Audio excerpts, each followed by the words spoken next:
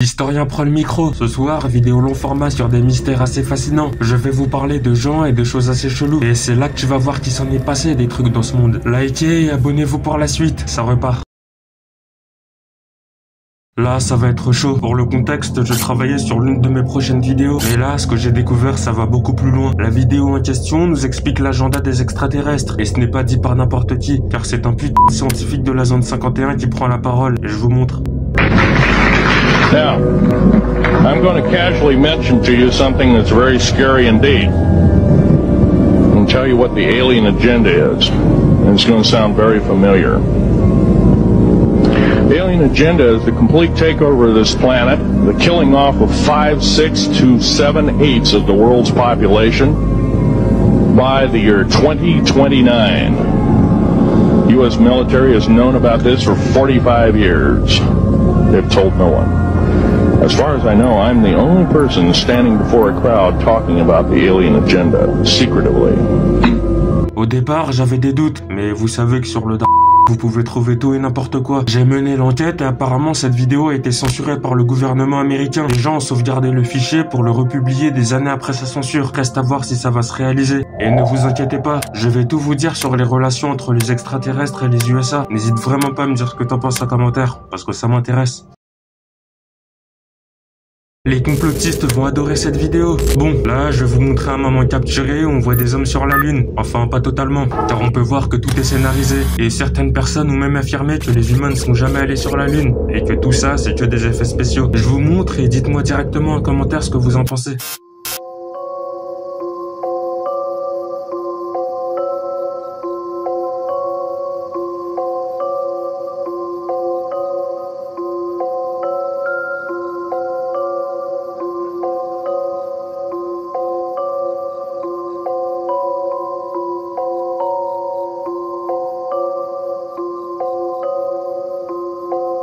Pour être franc, les gars ont cherché si c'était un tournage de film ou pas, et aucun film n'est ressorti. Chelou, mais ça reste à voir. Et s'ils s'étaient déjà tous rencontrés, ce soir, je vais te parler d'un moment historique surprenant mais bien réel. Nous sommes à Vienne, la capitale autrichienne en 1913. Et comment vous dire qu'il y avait 6 grands hommes qui vont changer l'humanité dans la même ville. Le premier, c'est Joseph Staline. À 34 ans, il était à Vienne car il avait de gros problèmes en Russie.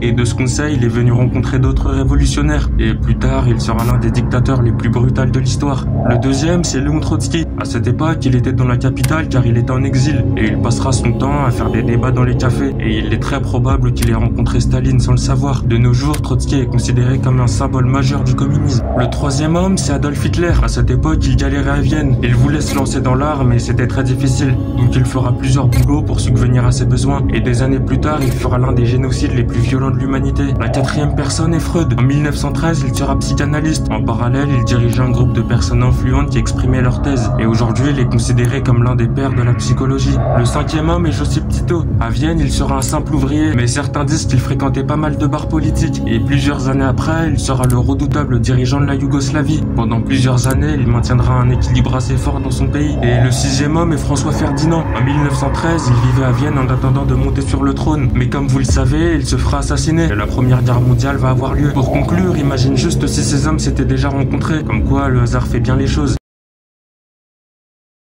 L'homme qui a ouvert le bal. Ce soir, je te parlais de Dimitri Karakozov, connu pour sa tentative d'assassinat sur l'empereur Nicolas II. Né le 23 octobre 1840 dans un milieu bourgeois, ce gars avait une profonde haine contre sa propre classe sociale, car il disait sans cesse que les gens de son milieu sucent le sang des paysans. Pour être clair, il détestait l'exploitation via la hiérarchie sociale. À l'école, Karakozov n'était pas une lumière, et c'est lorsqu'il rentrera à la fac que des gros problèmes de comportement vont apparaître chez lui. En 1866, il va avoir un déclic, et sa haine envers sa communauté lui fera rejoindre les rangs de l'aile révolutionnaire, un groupe non pacifique créé par Nikolaï Choutine, un extrémiste socialiste, et aussi son cousin. Quelques mois plus tard, il ira à Saint-Pétersbourg pour assassiner le tsar. Vous n'imaginez même pas toute la haine qu'il avait envers le dirigeant russe, mais sa tentative va échouer à cause de Ossip Komissarov. Je sais, c'est peut-être chiant, mais c'est cet homme qui va influencer d'autres anarchistes beaucoup plus déterminés, comme le groupe Narodnaya Volia, et ses membres surmotivés comme Perovskaya, Grinevitsky, Ishoutine, etc.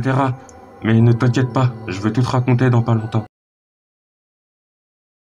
Un artiste légendaire. Ce soir, je vais te parler de Banksy. Ce qui est super bizarre, c'est que les sites ont pas mal d'informations sur lui, alors que son identité reste inconnue. Après, va savoir si la presse fait exprès. Bon, D'après les sources, il s'appellerait Robert ou Robin Bank, mais ce n'est pas sûr. Il voit le jour à Bristol en 74, ce qui veut dire qu'il est britannique. Officiellement, il commence le graphe à 14 ans, c'est-à-dire en 1980, mais malheureusement, il ira au placard pour quelques délits mineurs. Quand il sortira, il rejoindra le groupe DBZ.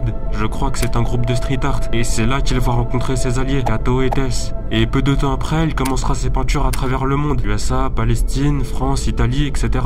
Et à chaque fois, elle représente un message, que ce soit Girl or Ballon, Beach Boy ou encore Yellow Flower. Évidemment, c'est illégal. Et à chaque fois, ses œuvres divisent entre ceux qui disent que c'est un voyou qui ne respecte pas les lois et d'autres qui sont très contents car il fait passer des messages importants grâce à la culture. Fin de transmission pour moi. J'espère que ça vous a plu. À très vite pour de nouveaux renseignements.